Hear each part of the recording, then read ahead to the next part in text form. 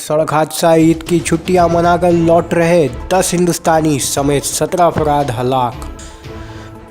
Dubai में एक मुसाफिर बस के जुमरात के शाम हादसे का शिकार हो जाने से 10 हिंदुस्तानियों समेत कम से कम 17 लोगों की मौत हो गई और 5 दीगर शदीद तौर से ज़ख्मी हो गए।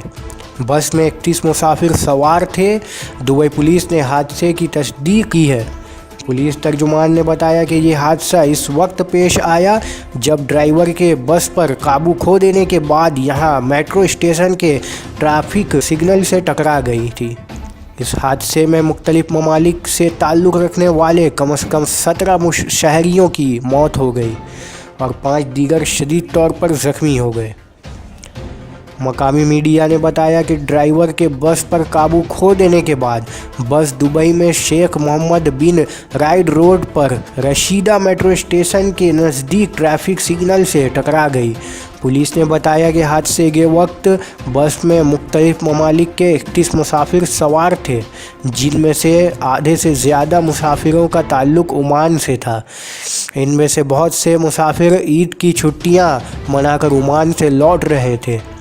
दुबई पुलिस के रेस्क्यू डिपार्टमेंट के deputy director lieutenant colonel Ahmed Ateeq बरकियाबा ने बताया कि बस के एक खड़े ट्रक से टकरा जाने की वजह से ये हादसा हुआ।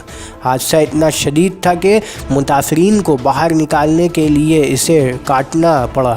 बरकीबा ने कहा कि ये इस साल का हुआ अब तक का सबसे बड़ा सड़क हादसा है।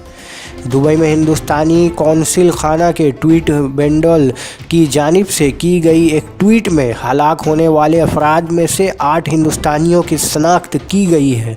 ट्वीट में लिखा है, हमें ये इत्तला देते हुए अफसोस हो रहा है कि मकामी इंतज़ामिया के मुताबिक दुबई बस हादसे में 8 हिंदुस्तानियों की हलाकत की तस्दीक हो गई है। कौंसिल खाना हलाक होने वाले कुछ अफराद के अहल खाना के राब्ता में है और मज़ीद तफसीलात के इंतज़ार है।